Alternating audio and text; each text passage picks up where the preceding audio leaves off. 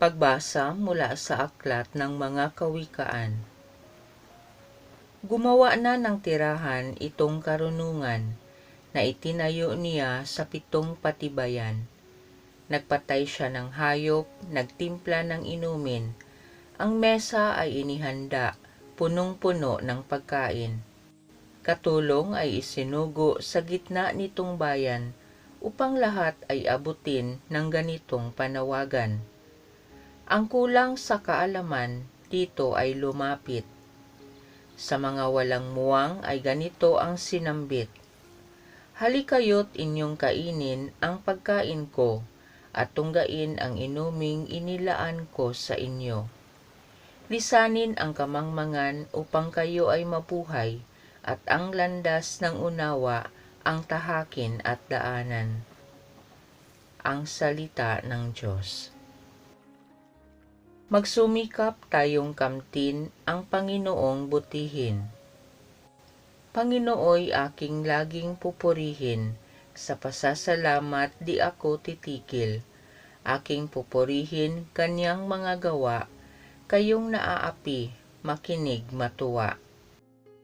Magsumikap tayong kamtin ang Panginoong butihin. Matakot sa puon, kayo kanyang bayan, nang makamtan ninyo ang lahat ng bagay. Kahit mga leon ay nagugutom din, sila'y nagkukulang sa hustong pagkain. Ngunit ang sinumang ang puon susundin, sa anumang bagay hindi kukulangin. Magsumikap tayong kamtin ang Panginoong butihin. Lapit, ako'y dinggin mga kaibigan, at kayo ngayoy aking tuturuan na ang Diyos ay dapat nating katakutan. Ang buhay na masaya at mahabang buhay, di ba ninyo gustong inyong maranasan?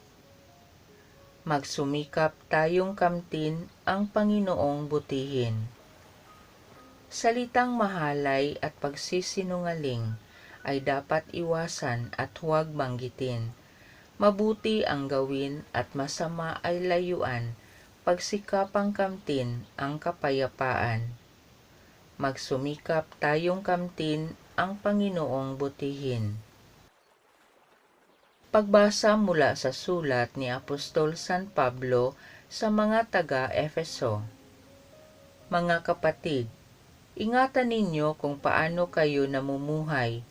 Mamuhay kayong tulad ng matatalino at di tulad ng mga mangmang, sapagkat masama ang takbo ng daigdig.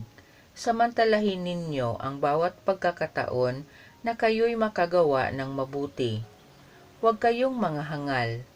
Unawain ninyo kung ano ang kalooban ng Panginoon.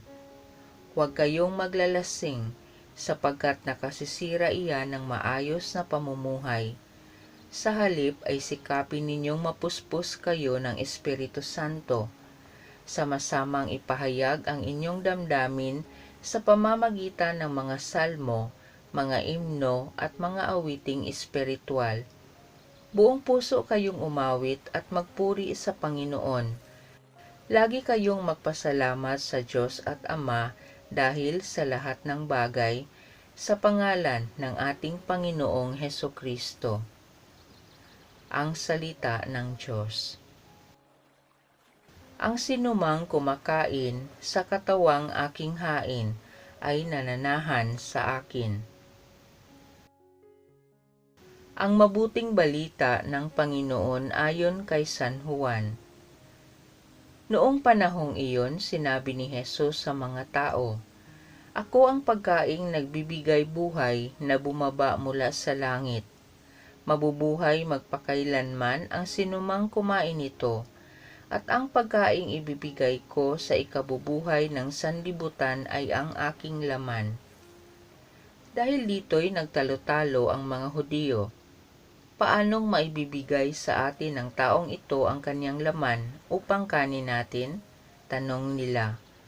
Kaya't sinabi ni Jesus, "Tandaan ninyo, malibang kanin ninyo ang laman ng anak ng tao at inumin ang kanyang dugo, hindi kayo magkakaroon ng buhay.